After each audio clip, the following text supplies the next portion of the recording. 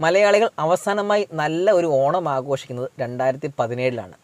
2018 മുതൽ മലയാളിക്ക് നല്ല ഒരു ഓണം കിട്ടിയിട്ടില്ല. 2018-19 പ്രളയം, 20-21 കോവിഡ്, 22 ഇതൊരു നല്ല ഓണത്തിനു വേണ്ടിയുള്ള പ്രതീക്ഷയിലാണ് മലയാളികളും കേരളത്തിലുള്ള വ്യാപാരികളും. എന്നാൽ 2022 ഓണം തുടങ്ങുന്നതിന് മുമ്പ് വീണ്ടും മഴക്കാലം വരുമ്പോൾ വ്യാപാരികൾക്കും സാധാരണക്കാരായിട്ടുള്ള മലയാളികൾക്കും ചെറിയൊരു ആശങ്കയുണ്ട്, ഓണം എങ്ങനെ ആഘോഷിക്കുമെന്ന്. എന്നാൽ ഉത്സവങ്ങളോ ആഘോഷങ്ങളോ ഒന്നുമില്ലാത്ത മറ്റു ചിലരും കൂടി നമുക്കിടയിൽ ജീവിച്ചിരിപ്പുണ്ട്. ഈ മഴക്കാലം അവർക്കും ദുരിതം നൽകുന്നുണ്ട്. അവരുടെ ഒരു കാഴ്ച കാണിക്കുവാൻ വേണ്ടിയാണ് ഇന്നത്തെ വീഡിയോ ചെയ്യുന്നത്. Welcome back to the audience voice. കേൾക്കുവാൻ, പറയുവാൻ, ചിന്തിക്കുവാൻ, audience voice. Alappuzha KSRTC bus സ്റ്റാൻഡിന് തൊട്ട് മുൻപിലുള്ള കായലിന് സമീപത്തു നിന്നും പകർത്തിയിരിക്കുന്ന ദൃശ്യങ്ങൾ. കുറച്ച് ദിവസങ്ങളായി മഴ തോരാതെ പെയ്തുകൊണ്ടിരിക്കുകയാണ്. ആ മഴയിൽ നനഞ്ഞ കുതിർന്ന ഒരു കൊക്കിനെ കണ്ടപ്പോൾ അതിൻ്റെ ഒരു വീഡിയോ എടുക്കണമെന്നും അത് നിങ്ങളിലേക്ക് എത്തിക്കണമെന്നും തോന്നി. അതിനുള്ള കാരണം മറ്റൊന്നുമല്ല, ഇത്ര മഴ നനഞ്ഞ് അതിൻ്റെ ചിറകൊന്ന് വിടർത്തി പറക്കുവാൻ പോലും കഴിയാതെ നിൽക്കുന്നത് കണ്ടപ്പോൾ പ്രകൃതി സ്നേഹികളായ നിങ്ങൾ അറിയേണ്ട കുറച്ച് കാര്യങ്ങൾ ഇതിൽ തീർച്ചയായും ഉണ്ടാകുമെന്ന് കരുതി. മൊബൈൽ ക്യാമറ അതിനടുത്തേക്ക് എത്തിയപ്പോഴുള്ള അതിൻ്റെ ഈ നോട്ടം ദയനീയമാണോ ഭയപ്പെട്ടിട്ടാണോ എന്നറിയില്ല. ക്യാമറ അത്ര അടുത്തെത്തിയിട്ടും അതൊന്ന് പറന്നു പോകാൻ പോലും തയ്യാറായില്ല. ഈ പക്ഷിയുടെ അവസ്ഥ കണ്ടപ്പോൾ വല്ലാത്ത കഷ്ടം തോന്നി. എൻ്റെ കൈകൊണ്ട് തന്നെ ഇതിനെ എടുത്ത് മറ്റൊരു സുരക്ഷിതമായ സ്ഥാനത്തേക്ക് മാറ്റണമെന്ന് തോന്നിയെങ്കിലും ചിലപ്പോൾ മനുഷ്യസ്പർശനം ഇതിൻ്റെ ആവാസ വ്യവസ്ഥയ്ക്ക് മാറ്റം വരുത്തുമെന്ന് ഭയം തോന്നിയാൽ ഞാൻ അതിന് മുതിർന്നില്ല.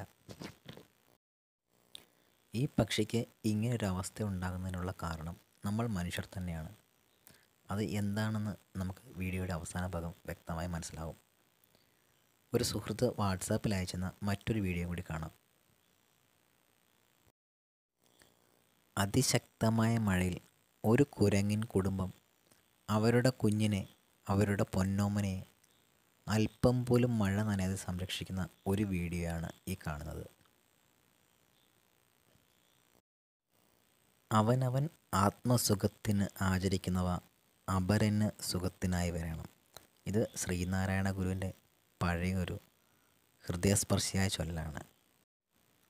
നാം മനുഷ്യർ നമ്മുടെ സുഖത്തിനായി, നമ്മുടെ സ്വാർത്ഥ ലാഭത്തിനായി ചെയ്തു കൂട്ടിയ പല കാര്യങ്ങളും പക്ഷി മൃഗാദികൾക്ക് മാത്രമല്ല, നാം മനുഷ്യർക്കും നമ്മുടെ വരും തലമുറകൾക്കും വൻ വിനയായിക്കൊണ്ടിരിക്കുകയാണ്.